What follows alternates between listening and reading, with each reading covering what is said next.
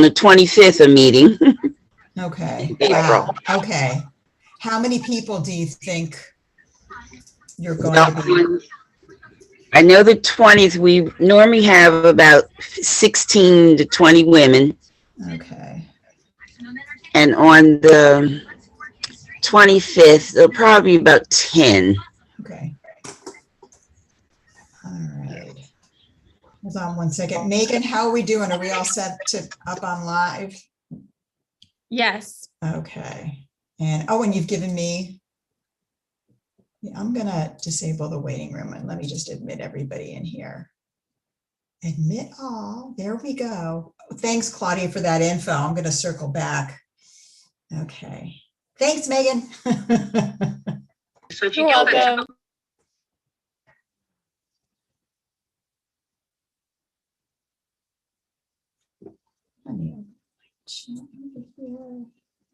Hello, everybody.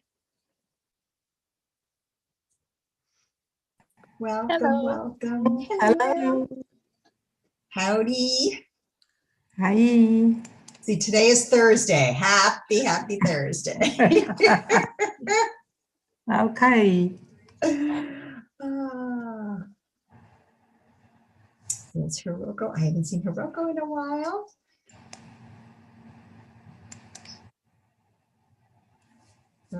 Camera on, camera on. There she is. Hi, Hiroko. So good to see you. We have a couple more folks who may be joining us. I'm just going to give it another moment or two. So I talked to Claudia about the meeting she's going to be hosting. Marjorie, how about you? Do you have any plans on hosting any meetings, any webinars, or you're just really interested in what this is all about? Yeah, I'm trying to find out what it's all about. I'm not computers. I'm not trying to learn.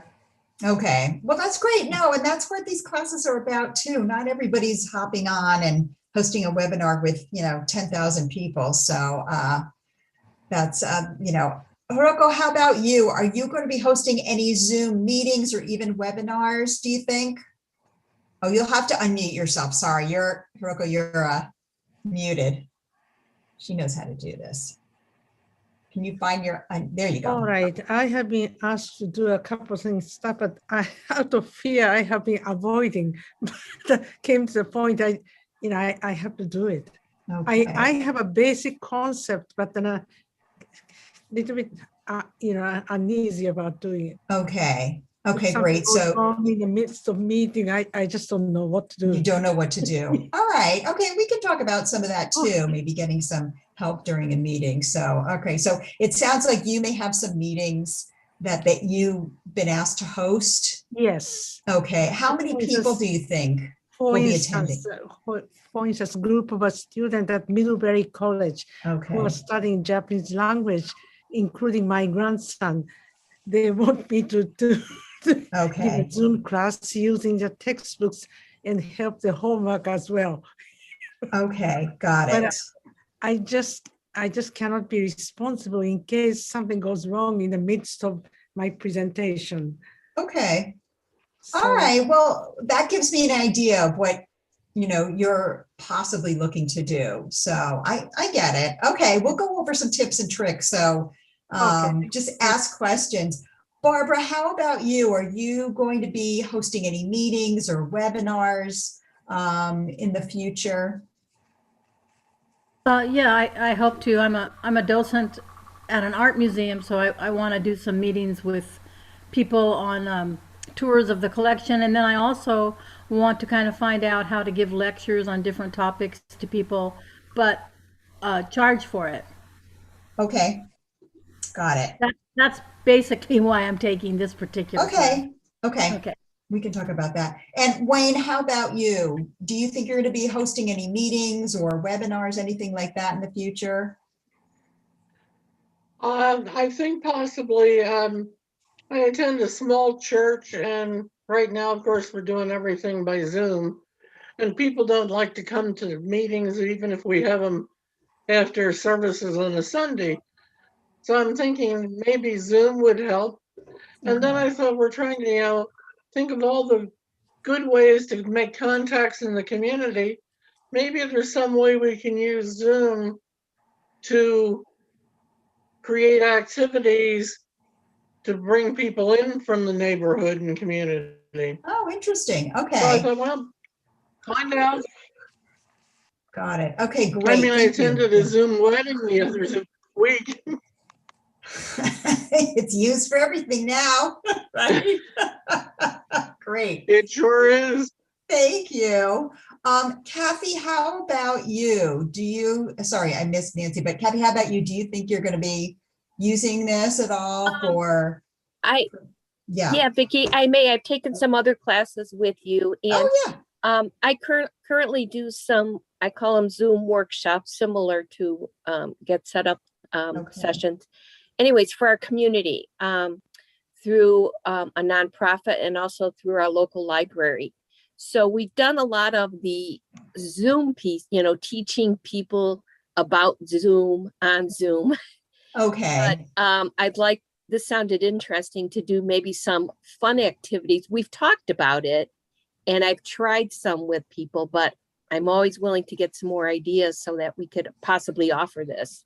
Okay. Got it. Thanks. Wonderful. And I Nancy, belong to a group that Yeah.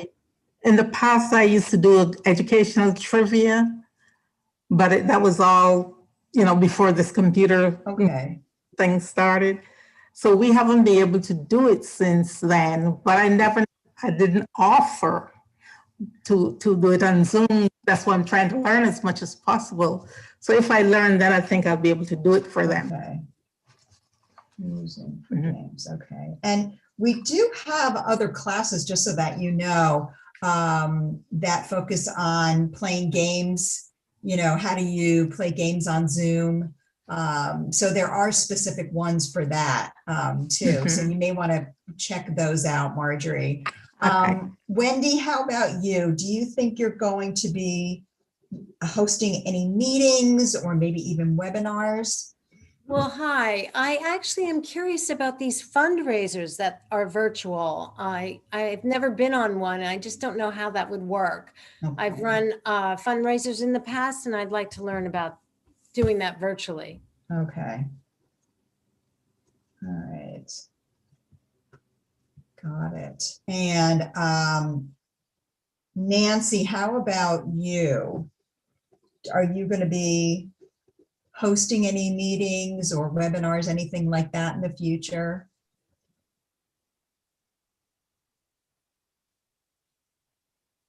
Oops, Nancy, your volume might be low. I know you're trying to talk. You took yourself off mute. Okay. I can't hear. All right, I'm going to hop over to Joanne since Nancy, I can't hear your volume. Joanne, how about you?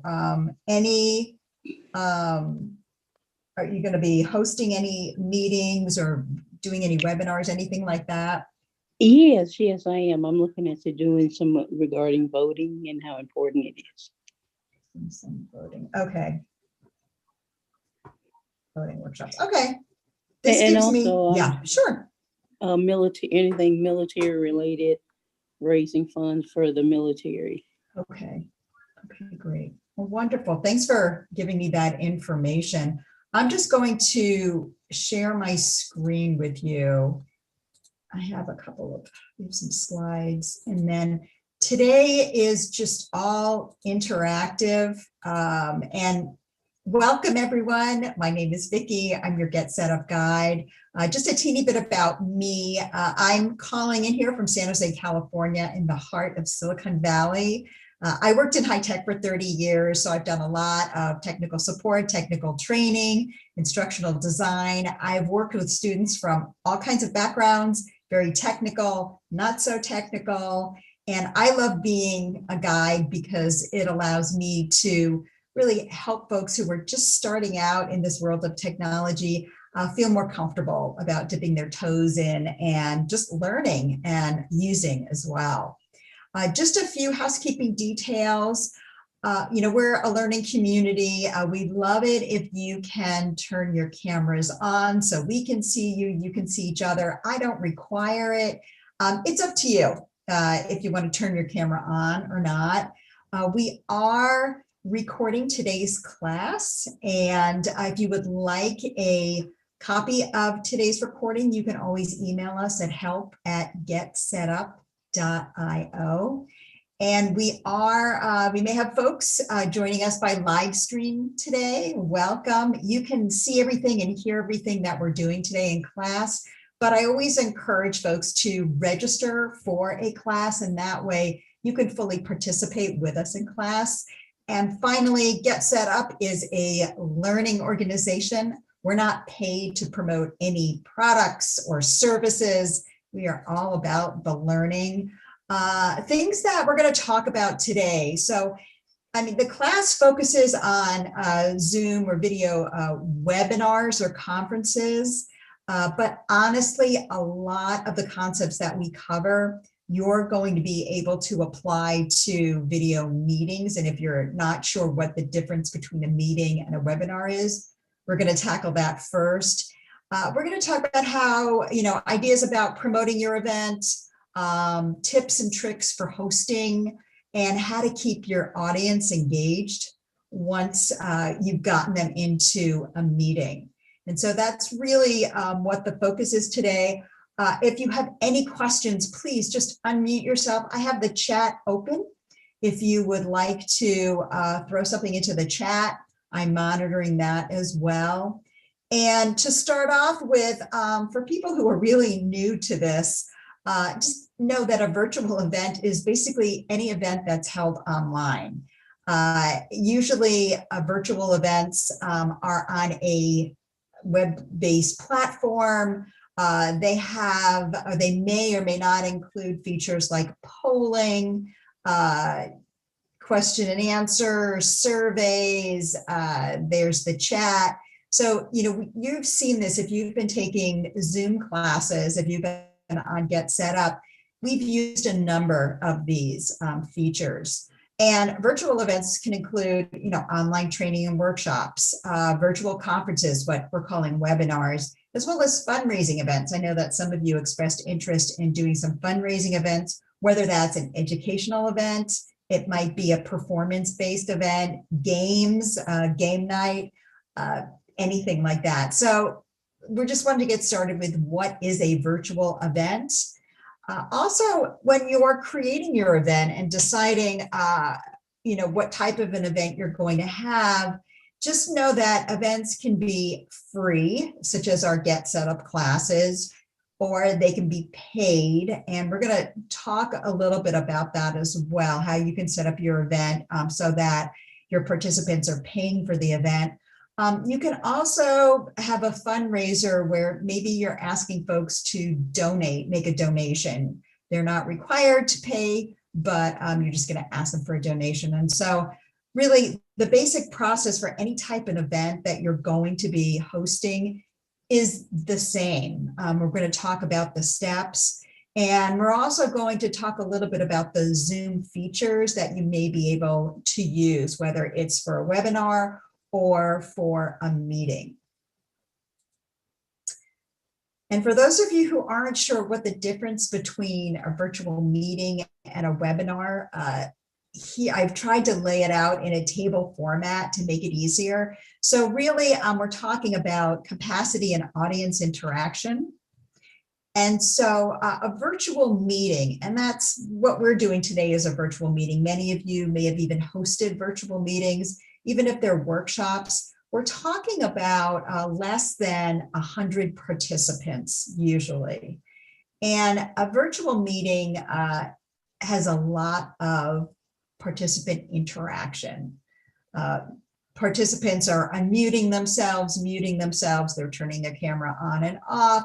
They can potentially share their screens. So there's a lot of interaction. And that's very different with a video conference or a webinar. When we're talking about a webinar, think about large audiences up to possibly 50,000 people or more. There's really little or no audience participation. Audiences are really just attendees. They're just hearing. They may be able to post a question in the Q&A board. And it's really up to the host to control when a participant can, ask questions, they can unmute them and mute them. So there's a bit of a difference in terms of what you can do, what a webinar looks like versus a virtual meeting. And really, it's more about size and interaction. And so let me know if you have any questions about that, because sometimes people will say, well, I think maybe I'll do a webinar. And then when they actually, take a look at what a webinar is, they're like, oh, I don't think that's going to be really what I need. And so I'm just curious, anybody at this point think that they will actually be moving forward with a webinar? I'm just curious. Anyone? Or Barbara, you think okay, you may be interested in a webinar. All right, the rest of us I think maybe are going to be leaning towards the meeting, the virtual meeting, which is absolutely fine. Myra, did you have a question? Your hand's up. No, I will eventually be doing a webinar. A webinar, okay, great. Up and coming off. All right, we got 2 takers for webinars. Great. All right, so that's the difference between a virtual meeting and a webinar. Now, again, the focus of this class is on webinars, but really the concepts that we're going to cover for the most part, you can also apply towards virtual meetings. We do have a number of other Zoom classes that focus more on the how-to when it comes to hosting meetings, scheduling meetings, using the whiteboard, breakouts, and so on. Today's class is more about concepts versus how-tos, but if you have specific questions, just go ahead and ask away. So let's just talk a little bit about Zoom webinar features. Now, the first thing you'll see is there's a little asterisk here. If you're going to be using Zoom to host your webinar, you do need to purchase an additional webinar plan. So you'll need to have a paid Zoom account versus a free account. And in addition to the paid account, you'll also need to purchase a webinar plan. And I just wanted to show folks what this looks like. I'm just going to, I'm opening up on my browser the Zoom website, and I'm going to click on plans and pricing. Now, we've talked about before in other classes the difference between the free plans and the paid plans. So you'll need to have one of these paid plans if you're going to be hosting a webinar. In addition, if I come up here and click on the Zoom webinar, Zoom video webinar, there are, here are the different webinar plans that you can purchase. And really the difference is based on the number of attendees.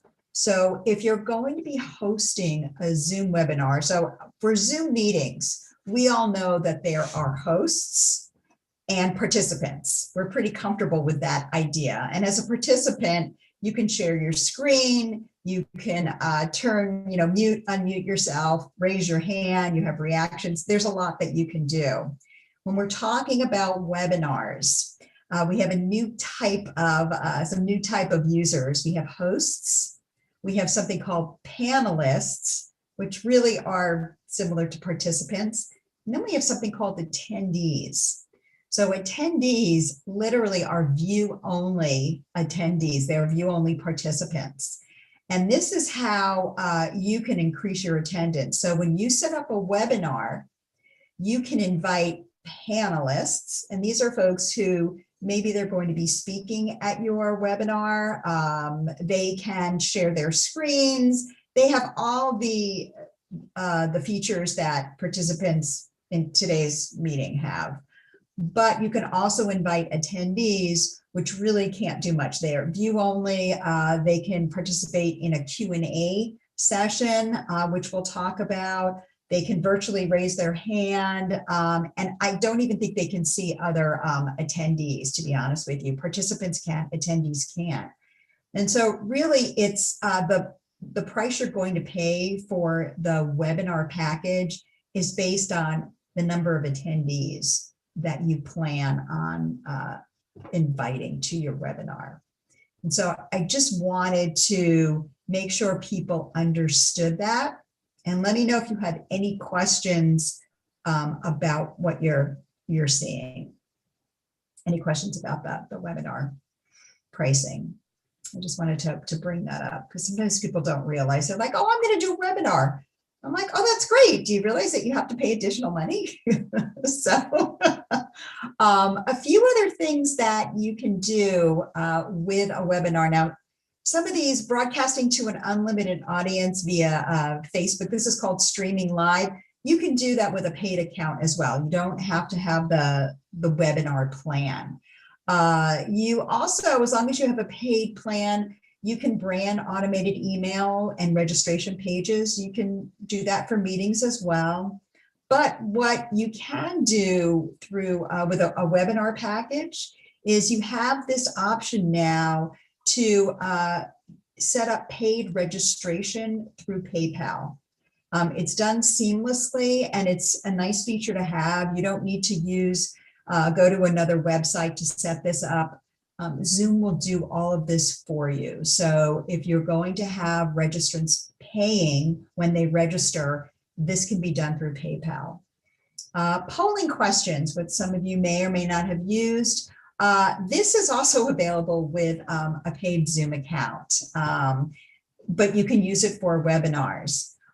Things that you're only going to be able to access if you're going to be using a webinar package are something called a Q&A dialog box, and I'll show you a screenshot of that a little bit later. And this is much more formalized than using the chat, because when you think about it, if you're having 300 people attending a webinar, trying to monitor the chat when 300 people are entering in comments and questions is a bit overwhelming. So this is where this Q&A dialog box comes in handy.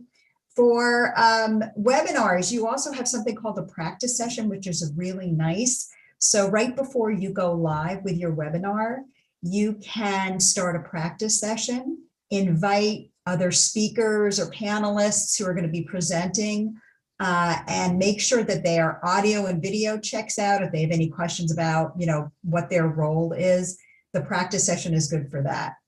Webinars also have some additional performance reporting, and you can also send what's called a post-event survey link.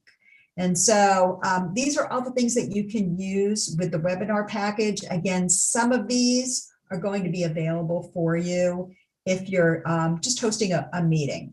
And let me know if you have any questions about this. Yeah, Barbara.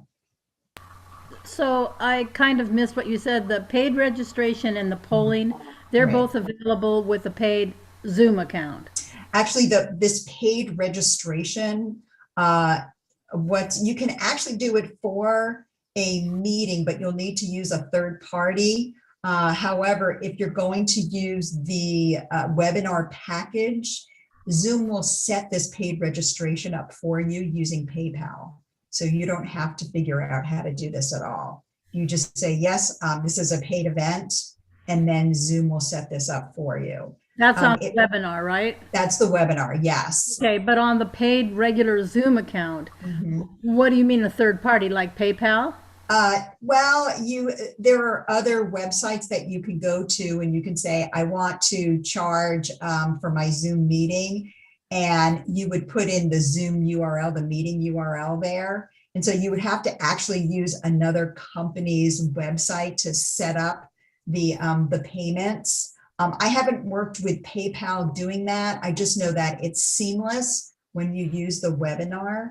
But I can show you information if you're going to be hosting a meeting and you want to charge people to attend your Zoom meeting. Yeah. I can give you some examples. Yep, I'll be happy to show you that. Okay. Yeah, any other questions? Okay. Let's keep going. Let's talk a little bit about what goes into planning. So for some folks who are just going to start planning their Zoom meetings, and again, this can be for webinars or meetings, maybe you've been hosting some meetings and haven't thought about any of these. And we've talked about some of them. So obviously you need to know what your theme or topic of your event is going to be. That goes without saying, but you'd be surprised. Sometimes people are just all over the place. Also, think about the duration of your conference or meeting. Is it going to be for just a few hours? Is it going to span a couple of days, a few hours per day? So just things to start thinking about. Charging attendees, we've talked about, is it going to be free? Are you going to charge them?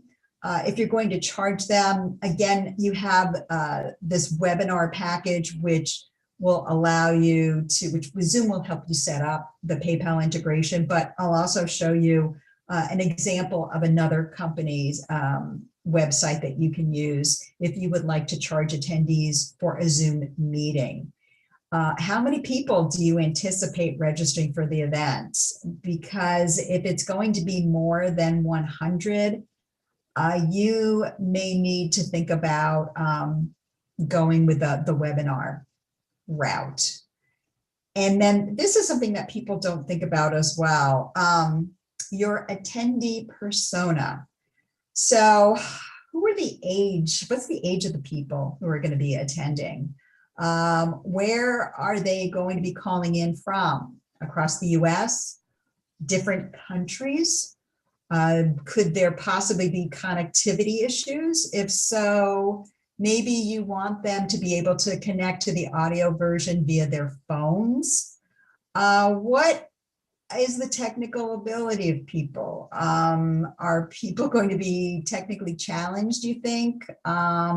Maybe you need to have another person on the meeting with you who can help people with technical issues. If they're having connectivity issues or they can't get their camera or audio to work. So when you're setting up your meeting, whether it's a webinar or a meeting, start to think about who's going to be attending, because you may or may not need to think about pulling another person in there who is just going to staff maybe the chat, or is going to be there in the beginning to help people who are having, problems connecting or logging in, that kind of a thing. So people don't think about this when they're planning. And I know, Hiroko, I don't know if you can have anybody that you can invite with your meeting who's maybe from the college, who is more technical and can be on the call with you to help you with any technical issues. I would say yes. Okay, because that may give you that peace of mind if somebody else can be there who has a more technical background, who can help with the technical issues. Whether it's presenters not being able to share their screen or participants not being able to log in, that kind of a thing. So just things to think about. What else do I wanted to share? And some of these are going to, what type of event are you going to have? And this is more if you're going the webinar. Is it going to be a panel discussion? Are you going to be having multiple speakers talking? Are you going to be the only one talking? Another interesting event is what we call a performance-based event. So let's just say you have a musical event that you're hosting. It may be that you just need to have the chat available. Instead of having a webinar, maybe you just host a meeting and different people will be sharing their screens, with their musical performance. Maybe you just need to have people, attendees being able to get to the chat window to say, oh, I really love that piece. So, it really depends again on the type of event that you're going to have. I know some folks had talked about maybe a game night, hosting a game night, and that may be if you're going to have different games, you may want to consider hosting an event that uses breakout rooms. because each breakout room could be a different game. That's one way to handle it.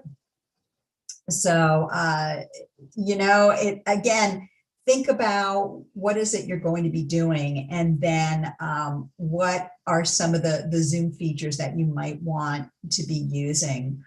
Another consideration is if you want to really be able to reach additional users, you might want to consider live streaming your event on Facebook or YouTube.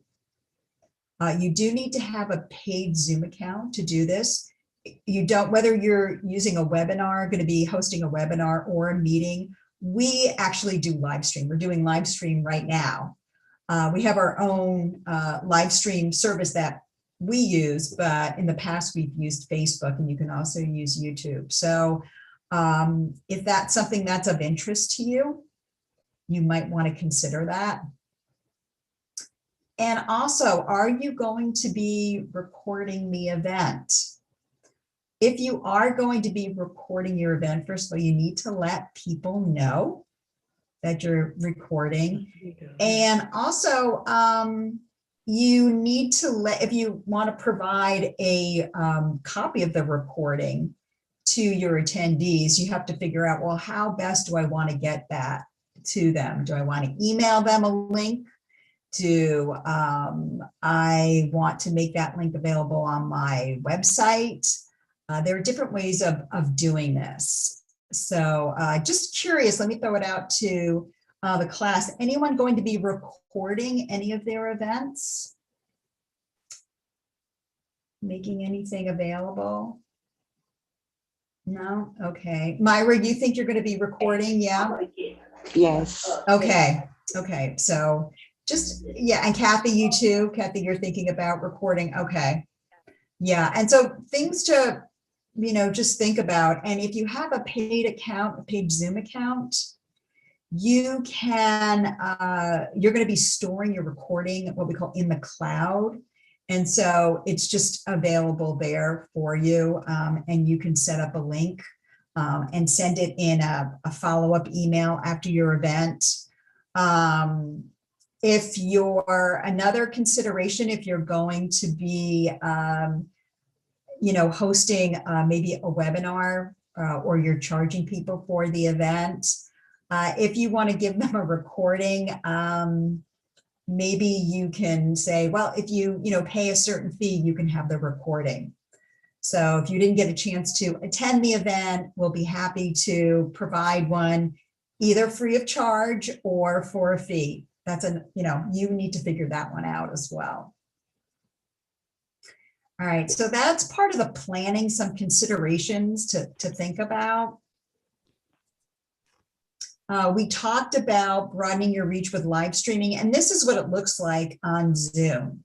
What you'll do is, as a host, you'll click on this More button, and you'll need to set this up under the settings when you're scheduling your meeting, whether it's a Zoom meeting or a Zoom webinar. And you'll just say, yes, I'm going to be doing live streaming. You'll select the service.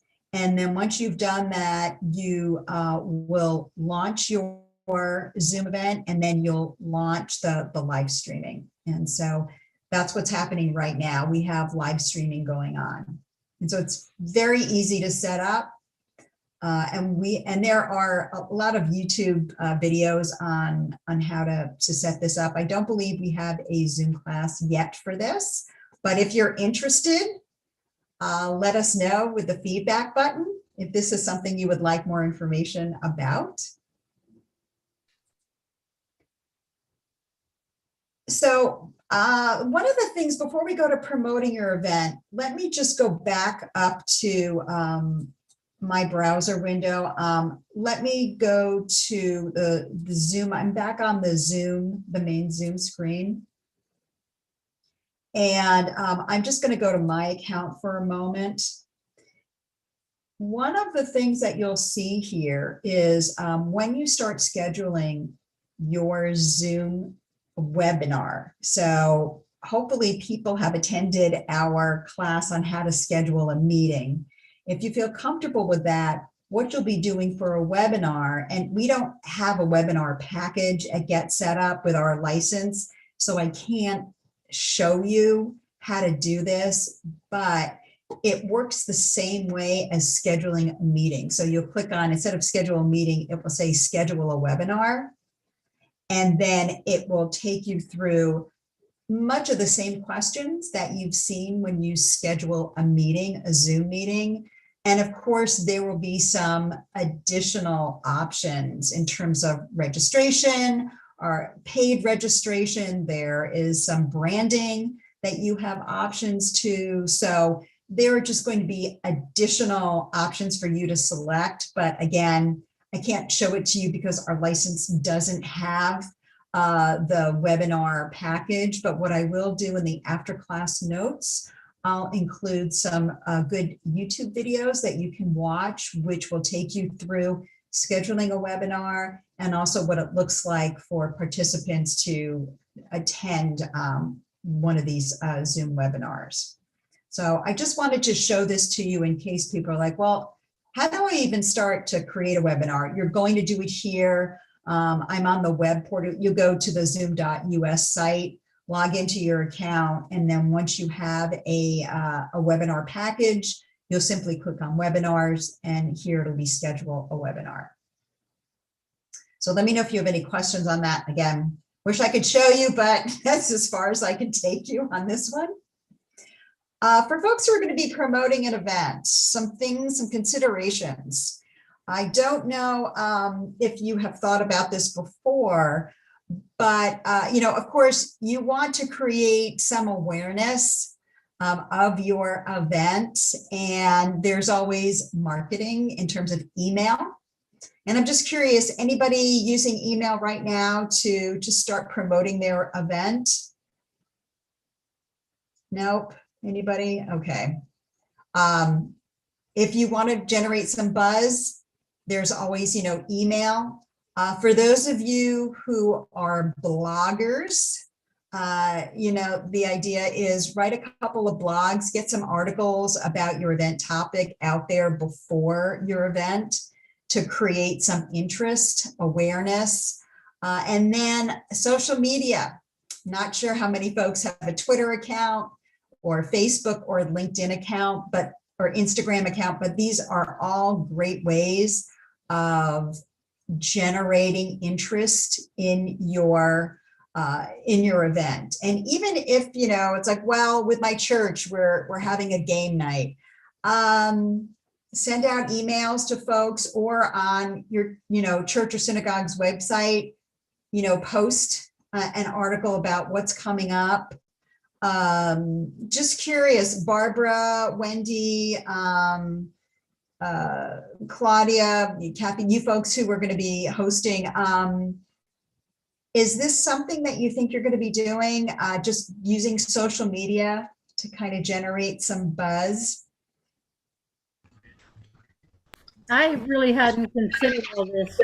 This is like, this is why I'm taking the class to get on. Okay. Social media would be great. Right.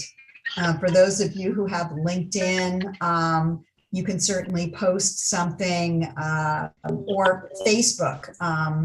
You can, you know, get something interesting going on Facebook too. So again, you know, we don't cover any of this in any of our other Zoom classes, which are more how-to.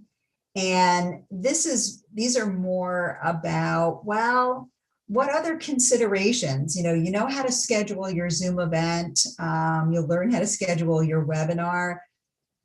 What else do you have to think about? How are you going to promote this? How are you going to get, you know, the word out? How are you going to plan for this? What are some considerations? And then let's talk a little bit about hosting tips. And again, whether you're going to be doing a webinar or a meeting, most of this will apply to you. So this goes without saying, make sure you test your audio, you test your camera before your event begins. Also, test your lighting. You may have heard all of this about, what's the best lighting. Make sure people can see you. And, are you going to use a virtual background? Is your room a little bit too messy, not quite camera ready? Are you using a virtual background? If you're going to be using a webinar, make sure you use that practice session feature, because you want to get all of your panelists, your participants to practice making sure their cameras are set up, their audio works, they can share their screens, their presentation is working. And I've mentioned this before, but I would consider, if you're having a large number of attendees, I would consider having a co-host on your meeting, on your webinar, to help with technical issues. You may want to have yet another person to staff the Q&A, the question and answer feature, to help you there. Because as a host, if you have 300 people who are going to be attending your meeting, even if you have 20 people, sometimes just manning the chat can be a challenge, especially if you are new. So if you've just started to host meetings, you might want to ask another participant if they would be willing to just monitor the chat window for you, because it can be a lot to take in at the beginning. So just, if you think you're going to be needing some help, reach out and get, another co-host, another participant to help with technical issues, monitoring the chat, or if you're using the Q&A feature of a webinar. Again, try to minimize background noise. I use earbuds because there are times when people are mowing the lawn, there's all kinds of background noise going on. So if you can get a headset or earbuds like this to minimize the background noise, it's going to make things look a lot more professional. The last thing you want is to have your dogs barking in the background. Use virtual backgrounds. Now, I know not everybody's system may be, you may be able to use virtual backgrounds. If you have a slightly older machine, it may be tough, but if you're looking for, a slightly more professional look, fool around, try to find a nice background, virtual background to use, and you'll have to experiment. Now, for me, I have dark hair, so Get Set Up has their own virtual background that they like us to use, but it's a purple, and I just blend right into the background. So just try out different virtual backgrounds if your system will work with a virtual background. And also, if you're going to have presenters, I'm just curious, anybody going to be hosting a meeting or a webinar where you might be not the only speaker, but you may have other people speaking? Just curious, anyone? No? Yes, I'm having it. Yes. Okay. And Claudia, you might want to consider, just a consideration, either having everyone have a virtual background or maybe the same virtual background. Just an idea. You see, a lot of times I've attended a number of webinars where, these are large companies that are hosting, user conferences, and all of the presenters have the same virtual backgrounds. So that's, on one end of the spectrum. It's something to think about, depending upon what kind of look and feel you want for your meeting. I just like to put it out there, though, so experiment. Also, let attendees know when the event is going to begin. So I would say this would be part of your promotion when you're sending out your emails to people, your invites. Have them log on at least 5 minutes early to make sure that their connection works, their audio and video are working.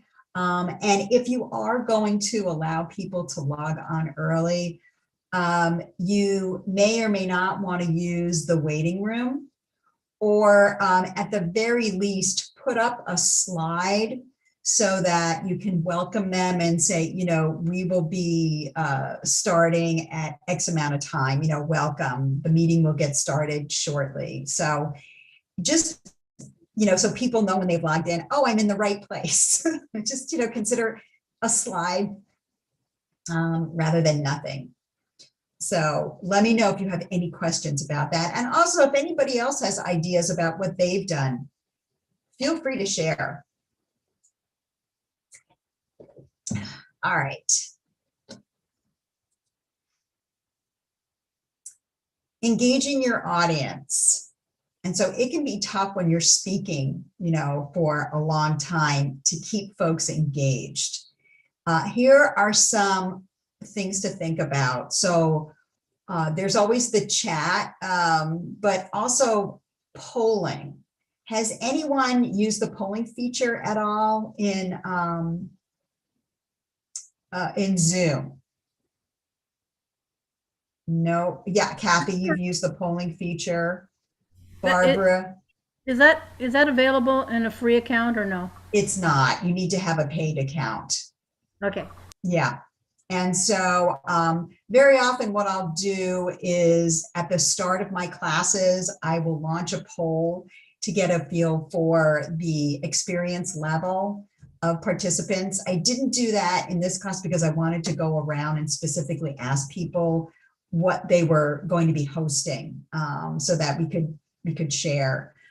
But having polls before, during the meeting is a great way to keep the interest, to keep your participants engaged.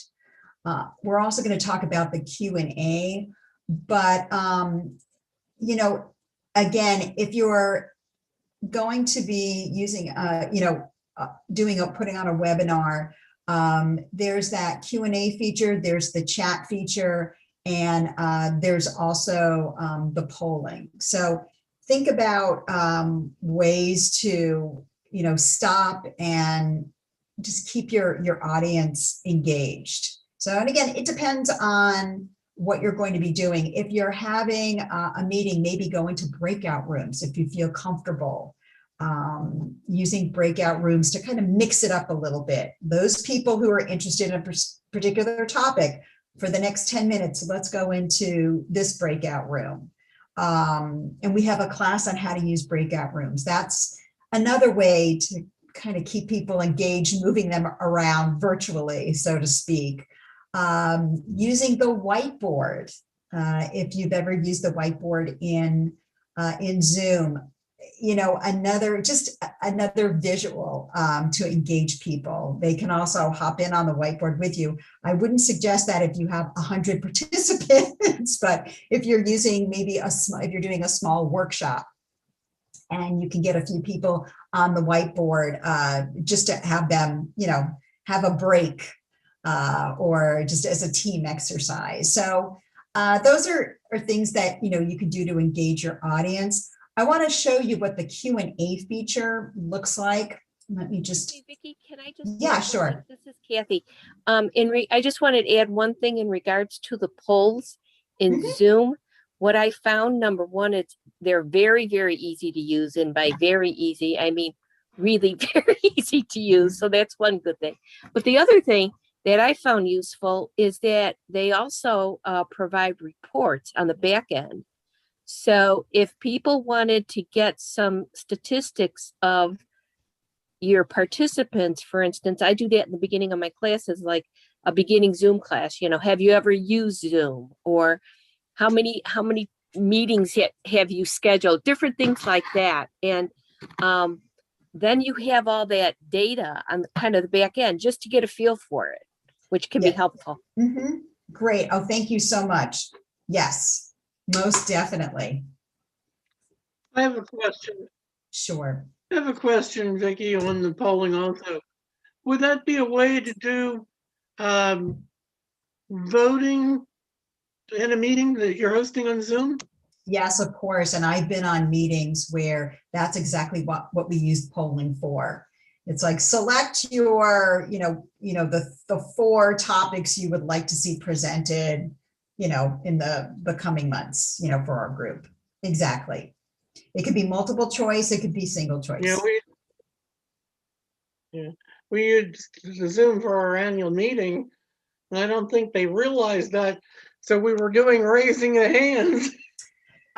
Yeah, no, if you have a paid account, take a look at the polling feature because it's very useful. Again, I use it at the beginning of class to get a feel for, what people's levels are, experience levels working with Zoom or Google or, Snapchat, but you can use it for voting. Yeah. And Joanne, you have a question about, is there a certain brand of microphone? What I can do is, let me do a little bit of research and I'll include that in the after class notes. I'll give some examples of microphones. You can always just go on to, I hate to say it, Amazon or any of like Best Buy or anything like that and just do a comparison. So, yep. Any other questions? These are great. I love the comments and the questions. Okay.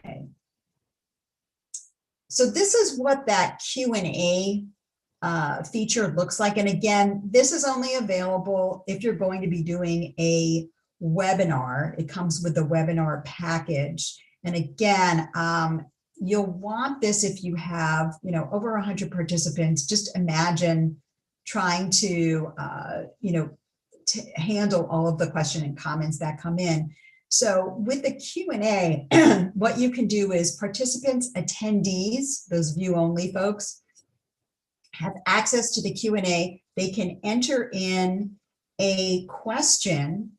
And then if you have a person who is staffing just this Q&A feature, that person can decide, are we going to answer this question live? Meaning maybe whoever is speaking will say, oh, I see we have a question. Let me just answer that right now. Or will this require someone typing an answer? And when you type an answer, you can type it in the Q&A, the answer part of the Q&A screen so that everyone can see it, or you can make it a private answer and direct it to a particular attendee. And so that's really what the Q&A does. It also enables you to prioritize questions, rank them. In a chat, you can't. Things just start coming in and you have to scroll up and down to see, well, did I miss a question? With the Q&A, it's made for larger audiences. And it can be really useful, especially if you have one person whose job it is just to manage this Q&A. And so I wanted to just show this to you so you had an idea of what it looked like. We talked a little bit about this polling, engaging your audience. Reactions. So depending upon your, if you have participants who have access to their reactions button, that's another way of interacting.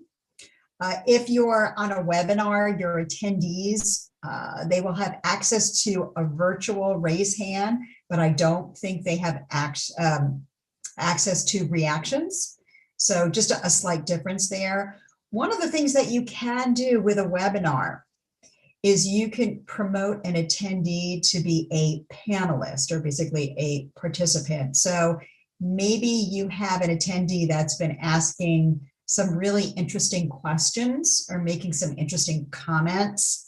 You may decide to promote them to a panelist and ask them to share their information with the group. And so that's something that you can do if you're hosting a webinar and you don't obviously have access to this if you're hosting a meeting, a Zoom meeting. So that's more on polling, reactions, and as a host, another way to engage your audience is, just, hey, everybody, can I see a thumbs up? How many people are interested in this? You know, if you didn't want to do a poll, if you just wanted to keep people, you know, engaged and attentive. And for those of you who haven't seen a poll, this is what it looks like. And you can have these stacked up, ready to go. You can create multiple polls for your meeting. You can create them on the fly during the meeting. And then throughout your meeting, you can simply launch the next poll when you think it's appropriate. And so it's kind of nice to have a few of these stacked up, ready to go. If you see that there's maybe a lag, if you have more than one person who's going to be speaking and there's a minute or so in between when the next person gets set up, maybe launch a poll to keep people interested. And you can always also share the results of the poll with your participants and attendees. So that's something that may be of interest to you. Let's talk a little bit about monetizing your event. I mentioned that with the webinar, you have the ability to use the PayPal integration at registration time. So when you have set up a registration page, your users will click on a button and they will actually go out to PayPal. They can fill in all the information. They'll need a PayPal account as well. And then once they're done, PayPal redirects you back to your registration page, your Zoom registration page, and your attendees can finish registering and then be on their way. So that's with a webinar. If they're going to be, if you're going to be charging people to attend. Now, there are other websites, and I'm going to include this because I don't have a slide created for this, but I was taking a look at this today, charging for Zoom events, and I'll include this in the after class notes as well. One or two sites that you can use. One of them is called Extras, and you can actually go to the Extras website, fill out some information, make a copy of your Zoom meeting URL, put it in there, and then you can send this out to folks to, if you want to charge for your Zoom meeting. And I haven't used it yet, but so I don't have the specifics, but there are other applications that you can use if you don't want to host a webinar, but you simply want to charge your attendees for to attend your Zoom meeting. And so there's a lot of information out there as well, and I'll provide a couple of examples if people are thinking about doing that. You can also set up your Zoom meeting to accept donations. This requires another third-party application. One example is called Power, P-O-W-R, and you probably can't see it on this screen. It's a little too busy, but what I wanted to show was there is this donate button, and this probably requires a little bit more technical savvy to do this, but you can. You certainly can set up your Zoom page with a donate button. So throughout your Zoom meeting, users have the option to click on the donate button. It's there if you're interested. And finally, let's talk a little bit about post-event follow-up. So I don't know if any of you have done this, and for some of you, this probably won't, may not apply. But for others, whether you're, if you're doing a Zoom webinar, and I think for certain paid accounts, you also will have the option to send out a link to for a survey after your meeting, after your webinar, to get some more feedback from your participants, your attendees. And so you can use the Zoom link that they provide, whether you want to send it in an email or make it available in your browser. Remember, you may want to send recordings of the event. You can have a link in your email where users can go, attendees can go to get that recording. Any questions about that? Okay. And just in closing, for folks who, wanted to, still weren't sure, I just put this out there to help you understand when you're going to be doing, when a webinar would be more appropriate versus a meeting. And there are also certain features that are available in Zoom that are more appropriate for Zoom meetings than they are for webinars. That would be, for example, breakouts, a waiting room. And again, if you're going to be hosting 300 people in a webinar, you're not going to be using the waiting room. Having a registration page is enough to, I think, meet out the people who really want to go to your webinar. And also the gallery view. Yeah, this could be a little crazy if you have 300 people attending your webinar and they're in a gallery view. Any questions about this? Hi, Vicki, it's Wendy. Hi I wondered if I like your comparison, the page you just showed us, and also the first page you showed us comparing the meeting and webinar. Is there a way to copy that, or? I can get it to you. Yeah, I'll go ahead and send it as an attachment. Okay, thank you. Yep, in after class notes. Okay. Yeah. And let me also ask you, so we've just really started putting this class out there. And for those of you who are joining today, I'm just going to stop sharing for a moment so I can get you back on this screen. What, if anything, were you hoping to get out of today's meeting that wasn't provided? Was there something in particular you were really hoping to learn about that we didn't cover? Okay, any specific like how-tos? Because again, I wasn't able to show people anything. Myra, how about you? Well, I wanted to expand my horizons on Zoom because I've only been a participant. Okay. We do have Zoom at church and through my work, but I also wanted to be able to use it myself once my book publishes. So I've gained a lot of information from, and I do plan to come back because it's a lot to absorb. There is a lot to absorb. And Myra, have you taken the scheduling and hosting a Zoom class? No, not yet. You should take that. So we have a number of other Zoom classes. We're always putting up more.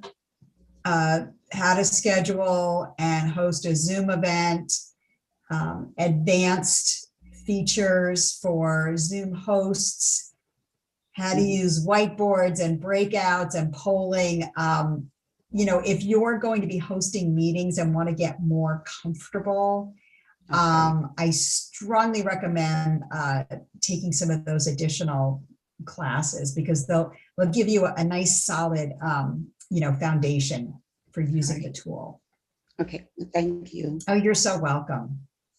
And Hiroko, how about you? Was there anything? I think I will stick to that Zoom meeting. Okay. Yes. I have no intention of charging anybody or raising any money, so I'm just going to stick to Zoom. Right. Right. And really this class is for folks who are going to be, you don't necessarily have to charge anyone for your webinar, but folks who are who are going to be expanding their horizons and maybe doing some fancy things with Zoom, whether it be hosting a webinar or looking to do some additional or think about some additional things when it comes to planning and hosting your Zoom meeting. So, okay, great. Thanks so much for that feedback, folks. And I am going to wrap it up there. Some of you may have noticed we have Get Set Up has a new look and feel. I think 2 weeks ago, we launched our new platform. Has anyone had any trouble navigating? Have you been able to find what you need on the new Zoom look? Has it been okay? Because we do have a new member orientation class that Marv gives, and he does a great job of taking people through the new look and feel of the website, if that was a concern. Okay. Well, I want to thank everyone so much for joining me today. I hope you picked up some useful tips and tricks, and let me know if, use that feedback button to help us, learn more about what other classes you would like to see us put out there, what other classes you would like to see us host more frequently. That's how we make things better, by listening to you. So thanks so much, everyone. Have a great rest of your day. And I hope to see you in other classes. Take care, everyone. Thank you so very much. You're welcome. Bye. Okay. Bye-bye. Bye. Bye-bye.